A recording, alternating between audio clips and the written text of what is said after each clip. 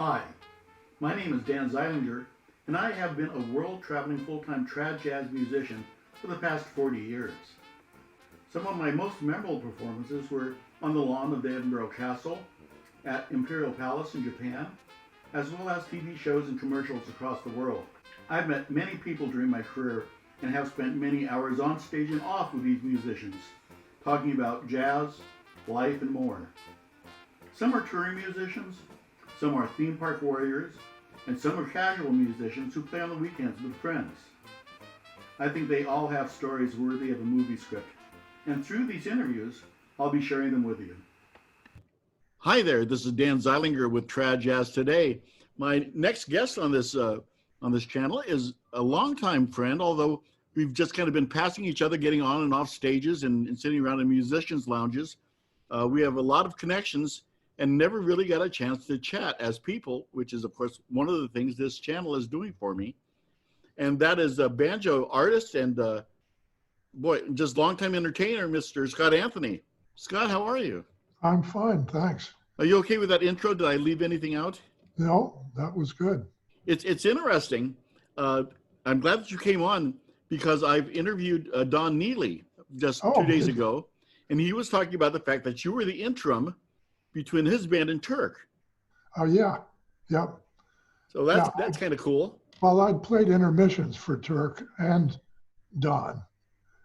When Don filled in for Turk, the first time was Turk went to the St. Louis Ragtime Festival on the Goldenrod, and Neely was there with the Royal Society taking over for the band, and that's the first time I met him. Yeah. So, yeah, that was. Yeah, he mentioned you. He mentioned you in the interview I did with Don. So yeah, that's how I knew that. Let's go back to the beginning here. You were born in Westfield, New Jersey. That's right. You know, a lot of jazz musicians were born in New Jersey. It's really kind of odd because very few of them claim it as their hometown. The Vacher brothers, aren't they in New Jersey? Yeah. Quite a few. Actually, Eli Newberger, a tuba player, told me that he was actually, because he claimed Mount Vernon, New York, as his hometown. I said, so you were born in Mount Vernon? He goes, well, not really. Well, I guess Joe Ashworth was from New Jersey or Newark or that general area. And well, there were a lot of pretty good musicians, and Chuck Slade, and I think Vic Dickinson. Oh yeah. So I met those guys just briefly, one or two times. The local New Jersey jazz club. I can't remember what it was. Were your parents musical? No. My father used to play gut bucket and drive me nuts because he loved listening, and he really wanted to get in there and play while I was, playing. And I really like to have accurate bass notes. Now they started you off on piano though, right? Yeah, when I was really young, third grade. So, how long did that last for you? Just a year. Really? Yeah. Was the teacher decent, or was that the reason you quit? I think the teacher was pretty. I don't really remember that much. I remember I flubbed up my recital. Oh no. Yeah, and my brother and sister were taking lessons from a pianist, a classical pianist that used to come out from Manhattan every 2 weeks. And he'd give them lessons and then stay for dinner. And then we'd somebody drive him down to the train to go back into the city.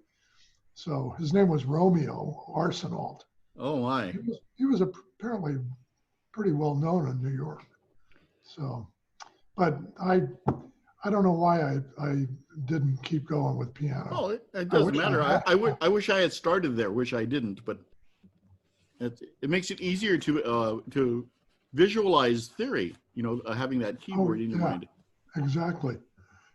I think most of the experience I got was from singing later on, like junior high and senior high school. I was in the chorus and glee club, like, Yeah. and learning to read music was very helpful. How, You how know, did you end up being given a K banjo? um, I went to a summer camp every year for 10 years from the time I was about 10, and maybe even earlier. 1960 to 57 was my first year up there. And one of the years I heard this guy playing banjo, and I just loved the sound and asked for one for Christmas. And dad was a commuter to New York, and he got me one for Christmas, and that's when it started. Was that a plectrum? No, it was a tenor. Yeah. A, it was really bad quality. I mean, it, by today's standards, it was just awful. Well, if you can form a C chord, if you can form two chords on it, usually that's enough to get by for a while. Sure, You sure. know, And but I had started playing ukulele a little bit. wow. Dad had a ukulele lying around, and so I kind of had the feel for how to grab a fingerboard and get something out of it. A lot of banjo players and guitar players started on ukulele because their hands were so small. Yeah, And nylon strings, of course, easier to press down than those steel things. yeah, exactly. And tenor tuning is very difficult to learn on because the pitch is so high that the strings just are really, really tight. Yeah, tell that to Harry Reeser. Oh, Yeah. just kidding.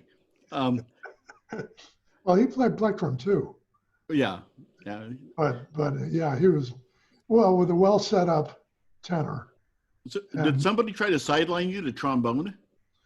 well, there wasn't a banjo section in the middle school band, so I I picked trombone for some reason. Oh no, that's fine. It was just as I was reading through your biography and your notes, that was interesting that you ended up on trombone for a while. And that's actually a big advantage. Yeah, learn the bass clef. Well, not only that, you sort of understand those guys a little better. Yeah. You know. Well, the instructor we had, the band leader in junior high, was a complete maniac. He was amazing. A taskmaster or just Well, yeah, and just a, a volcanic temper. oh If anybody did anything wrong, he'd whack his dowel that he used for a baton against the wooden chair backs in the auditorium, and pieces would go flying all over the place. And he was really really scary. So you, well, that'll make you sit up and take notice. yeah. And then somebody finally gave you a real banjo.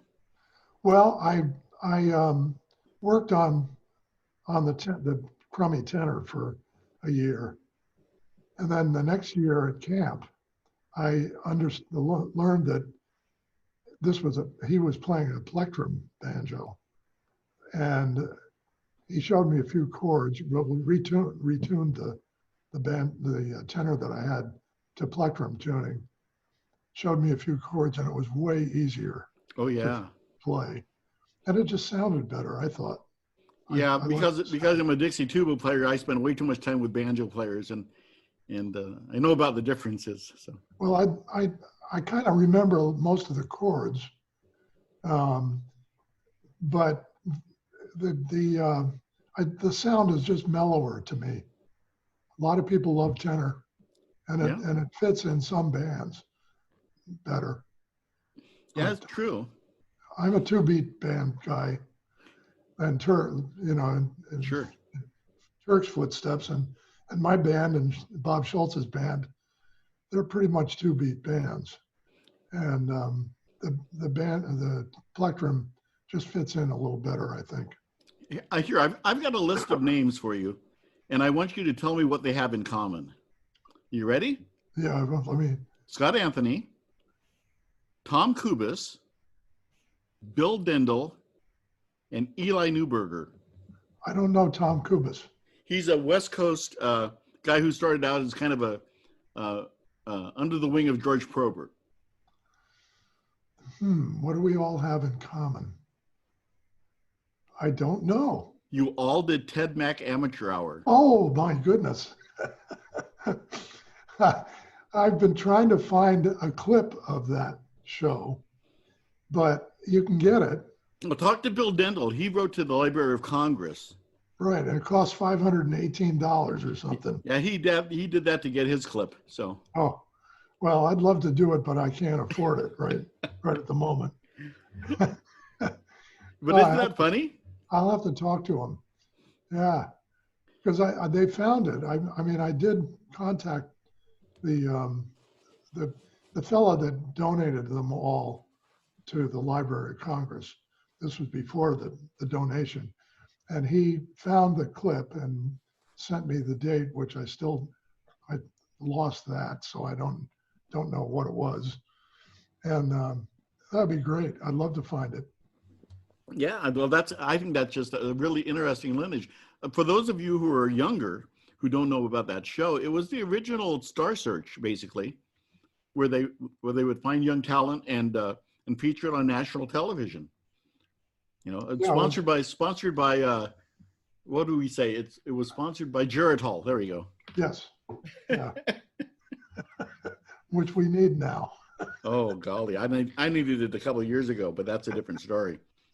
Yeah, I was unfortunately on the same show as a girl from a competing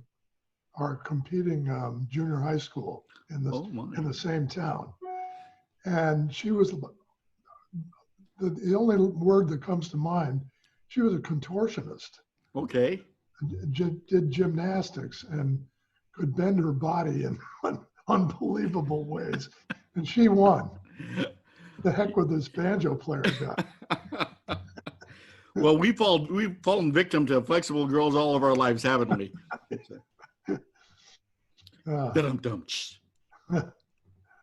That's really interesting. So let me see, what else do was it junior high or high school when you started playing on trombone? Junior high. Okay. I played trombone until I got braces, and then it was not possible. And I was playing the banjo more anyway.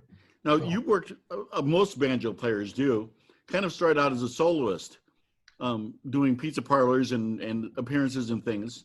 I never had the opportunity to do that. Well, good. Yeah. Well, I wish the guys that started out with Your Father's Mustache and Red Garter and Disneyland. Shakey's, yes. They are fabulous players because they spend 5 or 6 days a week, 8 hours a day playing, and you get really good when you do that. Yeah. Oh, but playing with it's a whole different world than playing with bands, of course.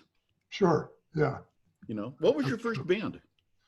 Well, the first band was at Dartmouth, the Dartmouth Five, and they were a band that had been formed when Nelson Rockefeller was running for president. He was the promotional band. Rockefeller was a Dartmouth alum too. Okay.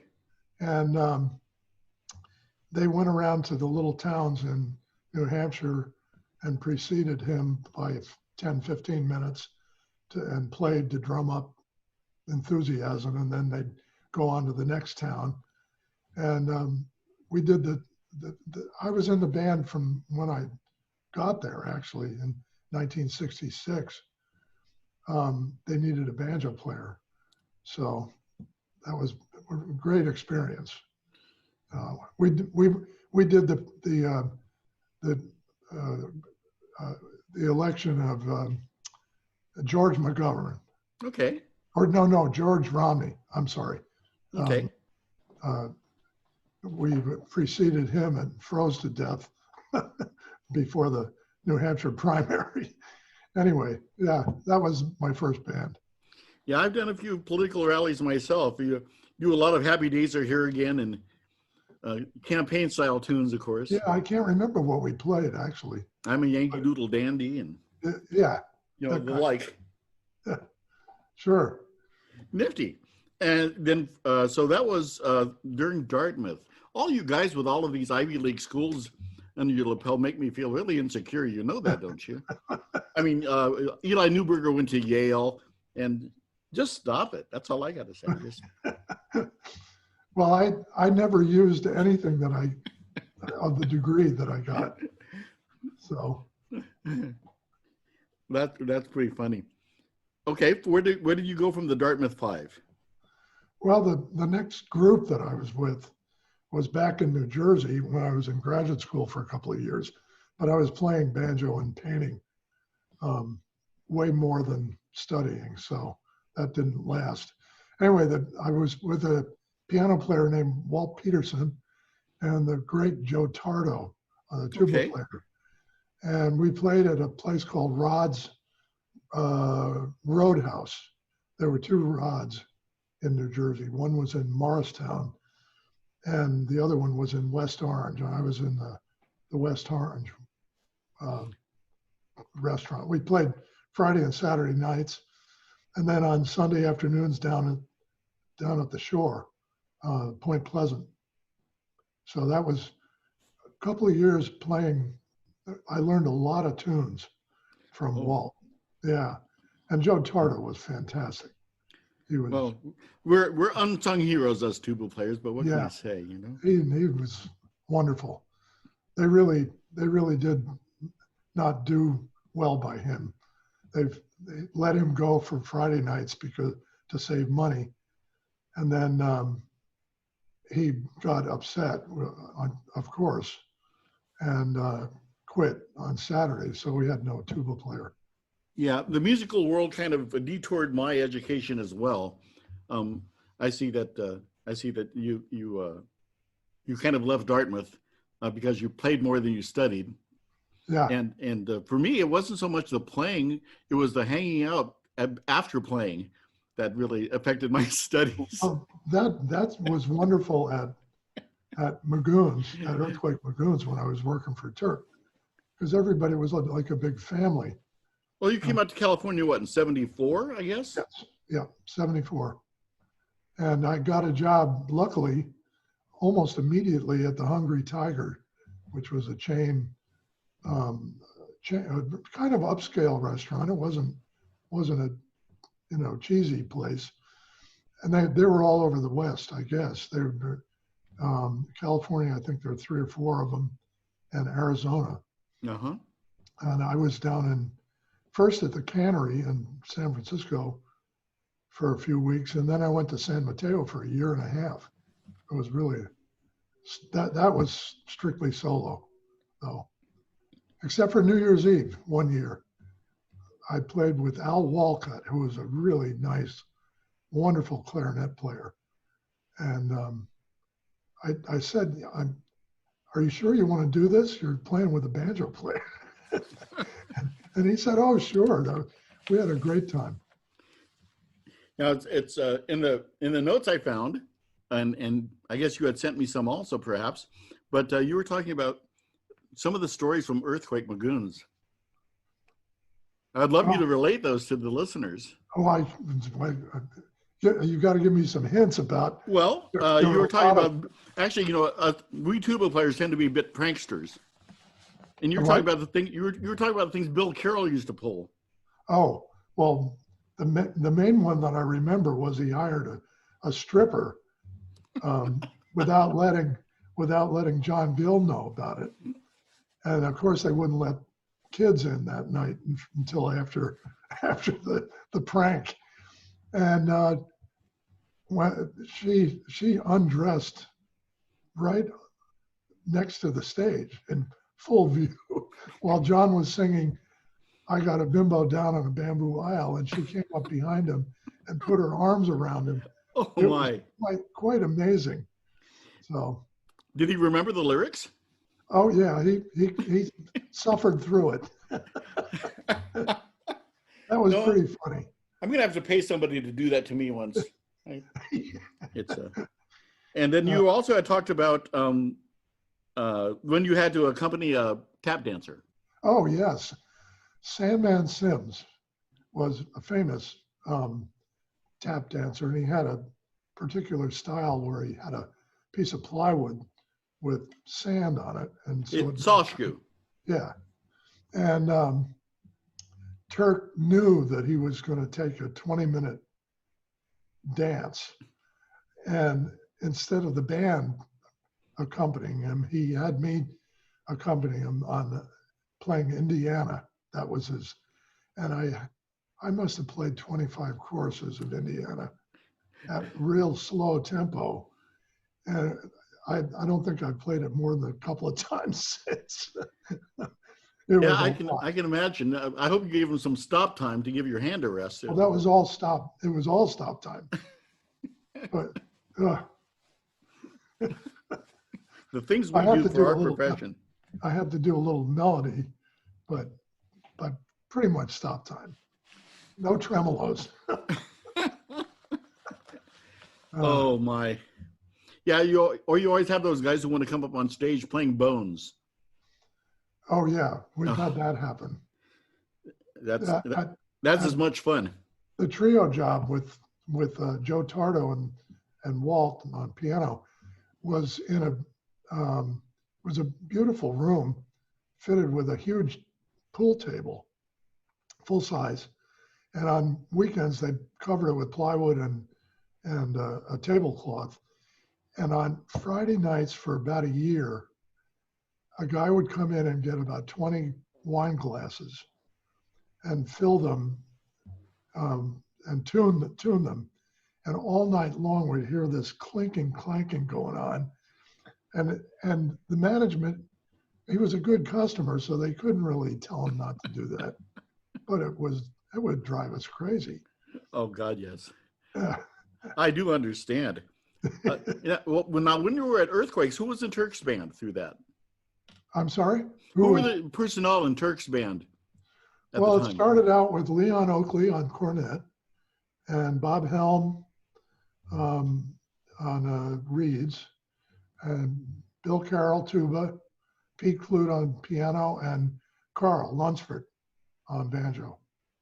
So, and I was there for about 6 months before Judith Durham came in as a guest performer for intermissions. And so I was supposed to take 6 weeks off, and turned out to be almost 6 months, but which was good because we were building a house and I was working on the crew up on Potrero Hill in San Francisco. And I would have been just exhausted if I had been playing every night, but I kind of I knew it was going to happen, and we saved, and my wife was working. So we got through that 6 months okay. Oh, good. Yeah. You helped build your own house. Yeah, it was a crew of 4, and I was a fifth guy. We saved a lot of money. Oh, I would imagine. Yeah. By the way, I'm going to tell you that every so often I'm going to start muting my microphone because there's somebody with a leaf blower right outside behind me.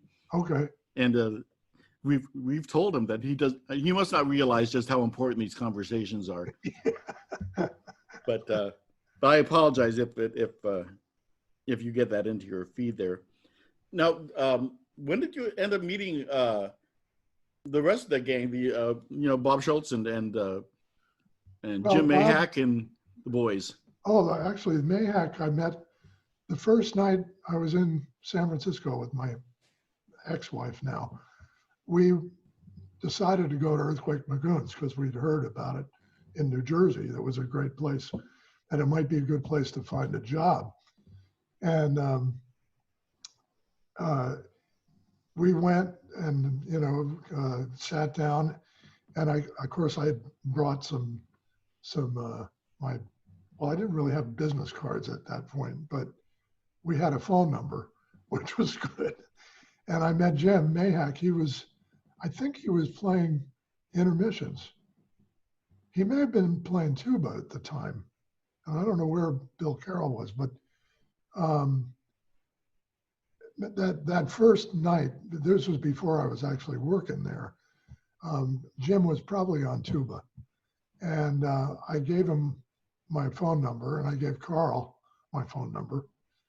And the first job I ever had in the Bay Area was Jim Mahak called me to have me fill in for him with Eb Foray and John Moore on tuba. And we were at Hillsborough Shopping Center opening a store. It may have been the opening of the whole shopping center. I don't know. I don't really remember. And that was my first job in the Bay Area. It's funny. I've been trying to get a hold of Jim to do an interview, and I was asking him requests over Facebook, and no reply.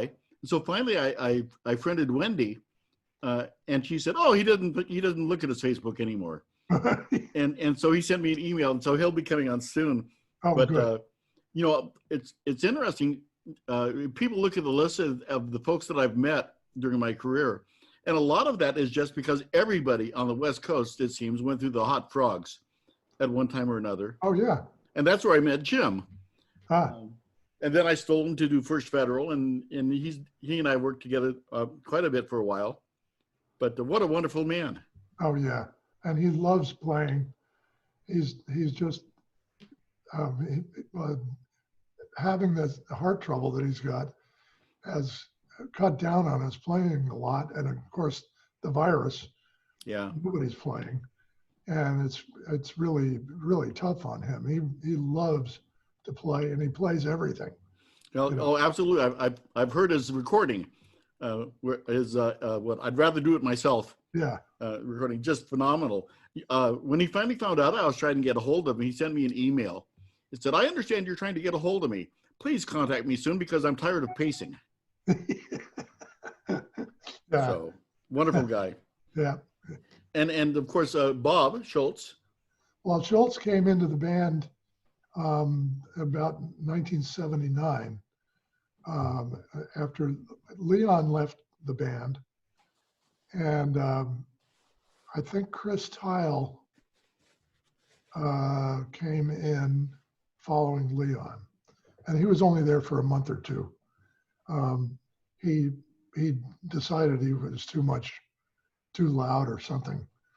He explained, Chris explained that on a Facebook post recently about, in the Syncopated Times, there's a article about an interview with Chris that's there in this issue, I think, so anybody can read it. And then he was followed by George Rock. Yeah. And George just hated it. He'd stand on stage while Turk was taking a solo, spinning his trumpet like a six gun. The George Rock, what incredible chops that man had. He was amazing. He was really amazing, but he hated playing in the band. It just wasn't his kind of thing, And that was when, right after that was Turk hired Bob Schultz, and Bob moved from Wisconsin to San Francisco. So amazing. Yeah. Yeah, he couldn't find any good players for that band. It's really a shame. I'm kidding. Excuse me. The who's who of just went through that, of course. Oh yeah, Schultz is wonderful too. He's such an easy guy to play with. If I remember right, I think the most conversation Bob and I've had, of course, being in this festival circuit that we were all in for a while, you end up seeing everybody and talking to them at some point in time, almost. Yeah. But one time I think it was up in Montana. I think we got booked into the same hotel room accidentally. And we both showed up at the door with keys and went, this isn't going to work. But, and then he was also, he also headed an all-star band once for the city of San Clemente. And all of a sudden he had to cancel for some reason. And they contacted me. They contacted me to fill a band of to come up with another all-star band for that festival. So I had to fill those shoes. It was awful. Oh boy.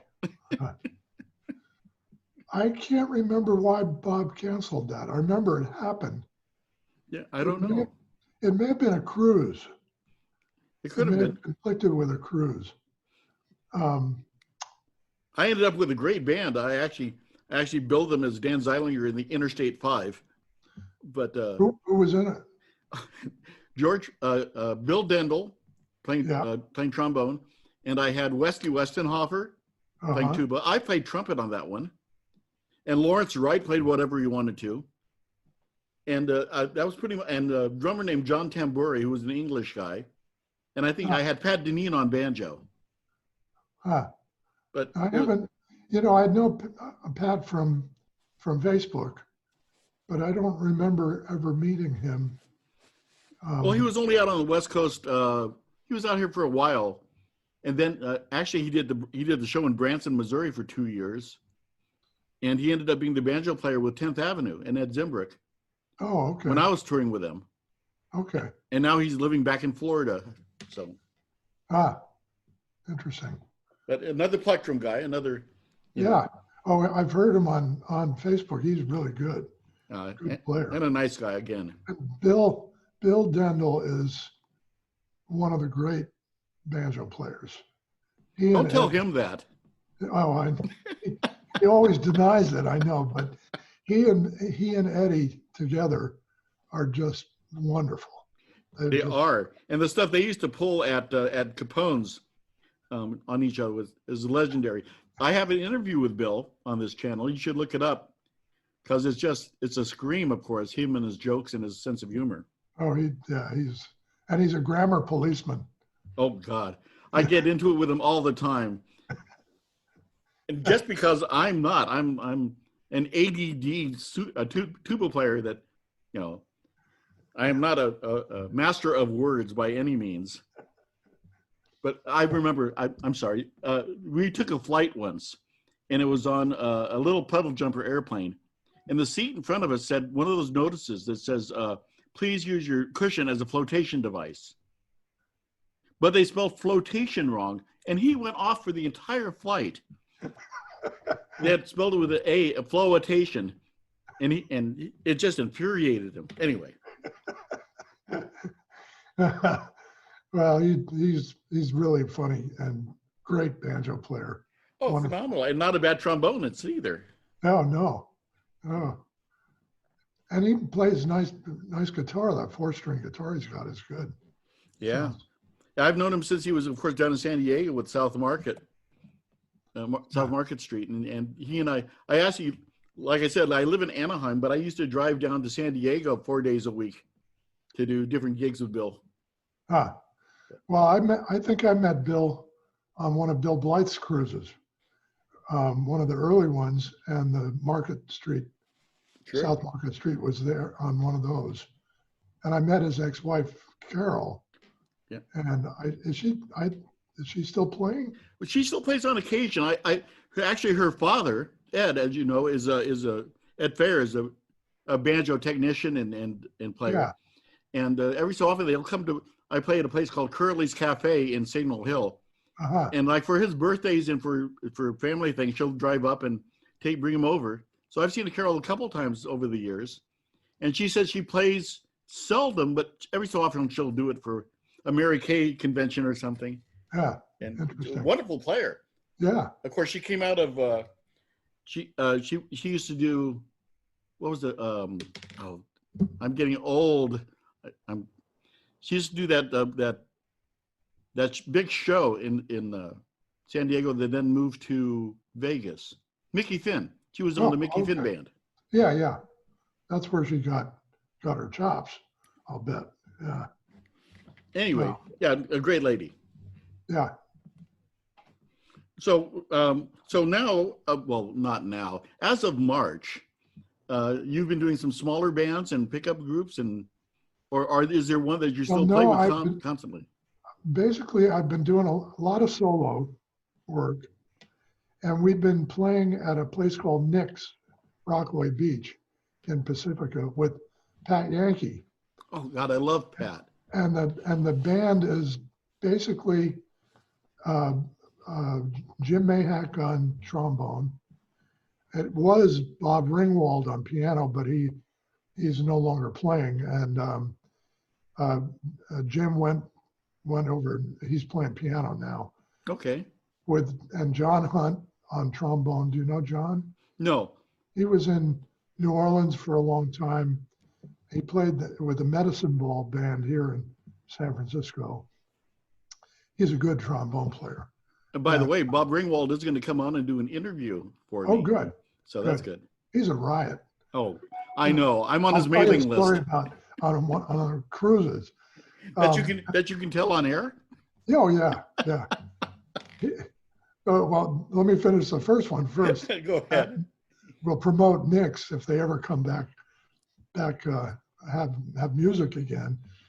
And who's on? Robert Young on bass sax. Oh my! He's a wonderful reed player and bass sax. And then Schultz on cornet. And then Pat sings about 3 tunes a set. And I got to sub for in one of Pat's shows in Sacramento one year. I think there was one set that I think it was Ray Catt or somebody couldn't do. And I walked on stage, and I'd never played with a singer that knew exactly what they were doing. Oh, the yeah, keys and the arrangements, and she could tell you as a musician exactly what she wanted you to do. I mean, phenomenal, a real good musician. She's a pro. I mean, she's been I did the layout for a book that she wrote, and the layout and the some of the editing, and it came out just last year, and she's been performing since she was 6 years old, and she's 93, so a few years there, huh?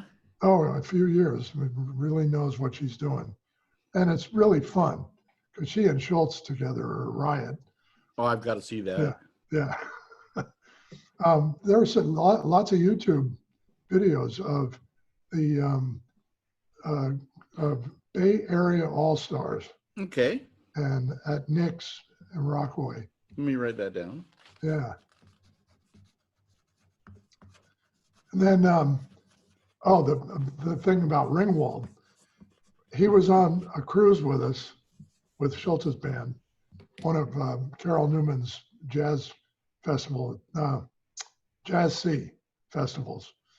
And we were in the big venue in the bow of the boat, the big showroom. And the place was pretty full, and it was people other than just the cruise fans. It was the rest of the passengers. And Schultz said, "Hey, Bob, how about singing a song?" And Bob said, "Oh, they're great, you know." And he said, "But first he started telling blind jokes about, and he went one after another. And I was looking out at the audience, and there was a woman in the front row of one of those lounge chairs. She actually slipped off the chair onto the floor. She was laughing so hard. And it went on for 10, 15 minutes. And it was really funny. I got to tell you, the first time I met Bob, I didn't know who he was. I had no clue. Yeah. And I was there with First Federal Jazz Band. I think it was the Seaside Oregon Festival. And all of a sudden, Jim Mahak and Rusty Stiers and George Probert say, "Hey, Dan, we have a piano player who wants to sit in." And I look off the stage and I see this guy standing here with a cane. And I went, "Who are you talking about?" They go, "Right there, that Bob." I said, "What?" I said, "Obviously, he's not sighted." And they said, "You don't know who that is?" I said, "I have."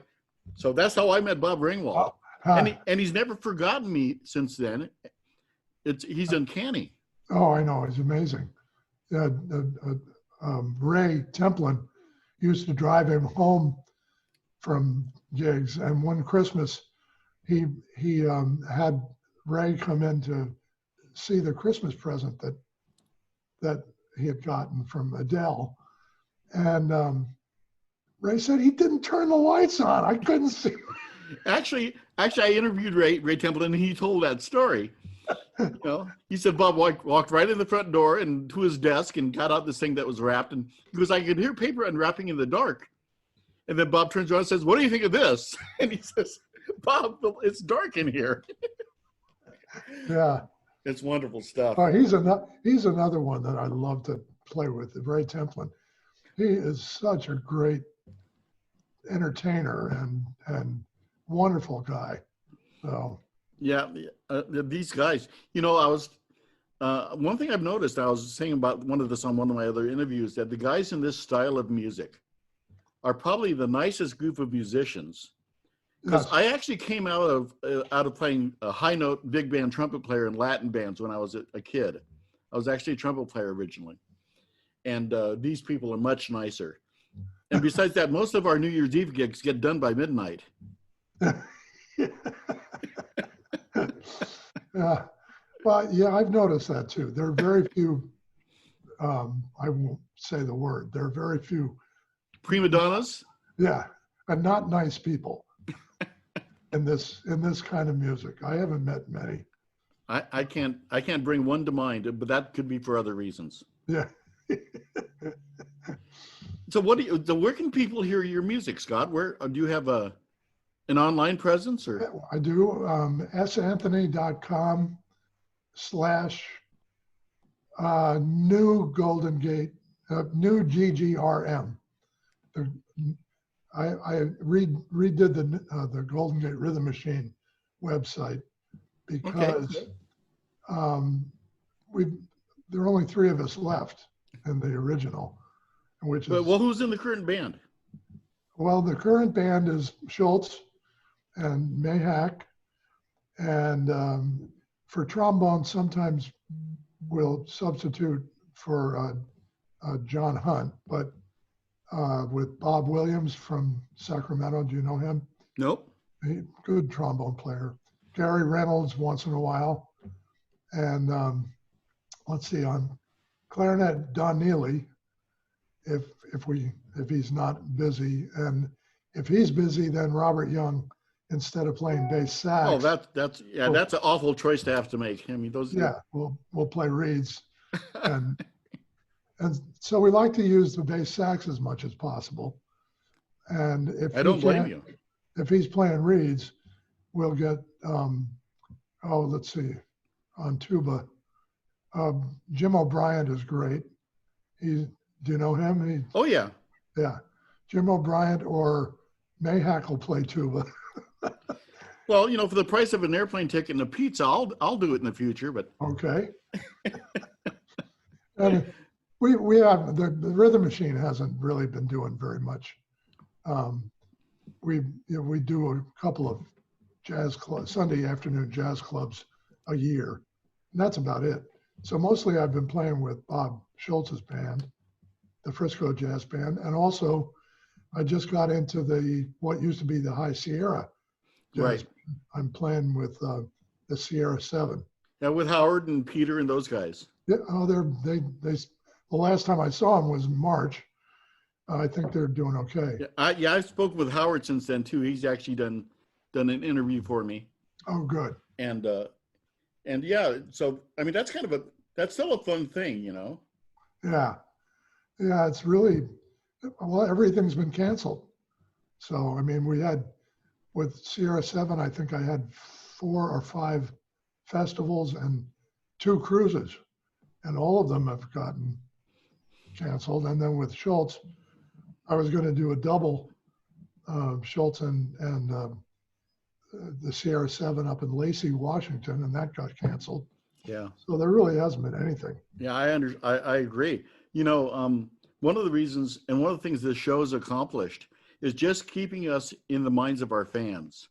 Yeah. I've been doing a couple online concerts for our local jazz clubs around here, and I have two YouTube channels now. One's called Daniel E. Zeilinger, where you can find some Pat Deneen and some other things, Misbehaving Jazz Band and some of those cuts. And that was just started for the fans of my Friday gig. So they had something to listen to and something to look at. And when I started this channel, it's kind of performing the same thing, except better. And Eli Newberger touched on the fact that banjo players and tuba players are often maligned and not really known about because we're always in the back line, and the public in general tend to write us off for the guys in the front line. Ah, And so this channel is actually giving a voice to a lot of tuba players and banjo players on top of it. well, you can tell people to go. We've got a lot of Golden Gate Rhythm Machine videos.